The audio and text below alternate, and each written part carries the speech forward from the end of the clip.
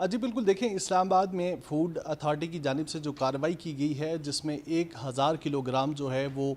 گدھے کا گوشت برآمد کیا گیا ہے، اس کے بعد شہریوں میں ایک خوف و ہراس پایا جاتا ہے اور اس حوالے سے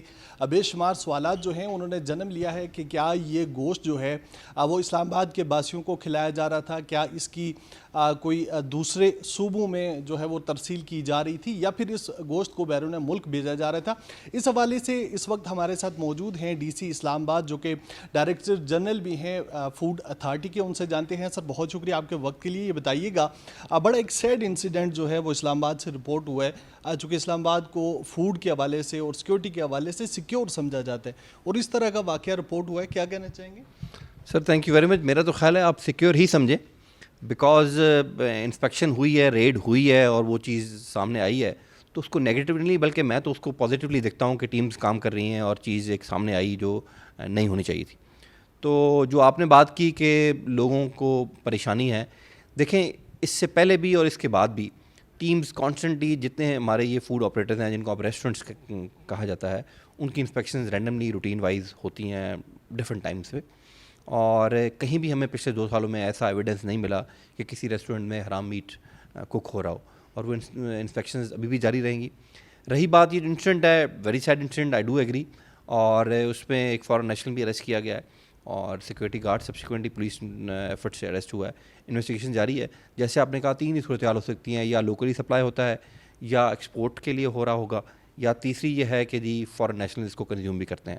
تو اب ہم ابھی تک اس کو کنکلوڈ نہیں کر سکے اور انویسٹیگیشن جاری ہے۔ انشاءاللہ ویری سون ویل کنکلوڈ کہ یہ اصل گوشت کہاں جا رہا تھا اور کس کی یہ ایز این بزنس کون کر رہا تھا، تو انویسٹیگیشن جاری ہے اس حوالے سے۔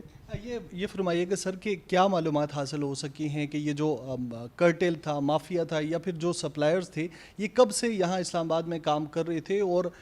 کتنی ایک تعداد ہے؟ چونکہ ہم دیکھ رہے ہیں کہ 45 تک جو ہے وہ ایف آئی آر میں لکھا گیا کہ 45 زندہ گدھے جو ہیں وہ برآمد کیے گئے ہیں، تو کچھ اس حوالے سے فیکٹ سامنے آ سکتے؟ جی دیکھیں، ایک تو یہ جو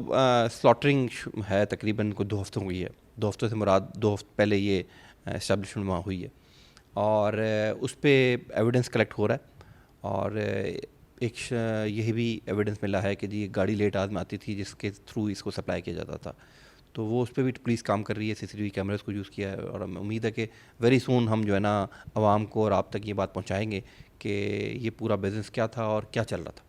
سر بعد نظر میں یہ فرمائیے گا کہ کیا اسلام آباد کے شہری، جس کنسرن کا میں نے اظہار کیا ہے پہلے، چونکہ رینڈم آپ بتا رہے ہیں کہ فوڈ انسپیکشن ہوتی ہے، تو کتنی پاسبلٹی ہے کہ یہ جو میٹ تھا یہ شہریوں کو سپلائی کیا گیا ہو اس سے کم؟ دیکھیں میں آپ کو اسلام آباد کی ایشورنس اس لیے دے رہا ہوں کہ مجھے پتہ ہے کہ یہاں ٹیمز کام کرتی ہیں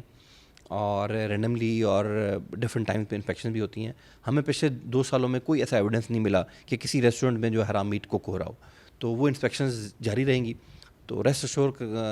کہ جی کوئی اسلام آباد میں ایسا ریسٹورنٹ نہیں ہے جہاں یہ جو ہے نا حرام میٹ کک ہو رہا ہو۔ ہاؤ ایور یہ انسیڈنٹ ضرور ہوا ہے جس کی انویسٹیگیشن کی جا رہی ہے، جیسے کوئی کنکلوژن ہم پہنچیں گے ضرور آپ سے شیئر کریں گے۔ بہت شکریہ، تھینک یو۔ جی بالکل، ڈی سی اسلام آباد ہمارے ساتھ موجود تھے اور ان کا یہ کہنا ہے کہ اس واقعے کے حوالے سے جو ہے وہ تحقیقات جاری ہیں۔